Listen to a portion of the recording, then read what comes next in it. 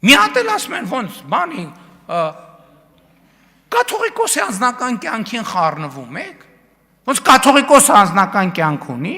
այսինքն վարչապետը անձնական կյանք չունի, չի կարող ունենա, բայց կաթողիկոսը անձնական կյանք ունենա։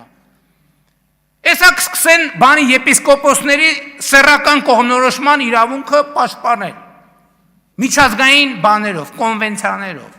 Զրույց եղավ եկեղեցու սպասավոր, ով ներսից գիտի, ասում է բանը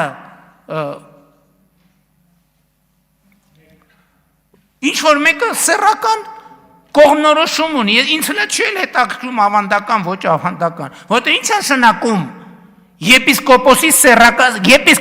սեռական կյանք չպետք է ունենա։ Ու ոնց Հայաստանում մարդ կա, որ մտածում է կարա ուրիշ բան տեղի ունենա,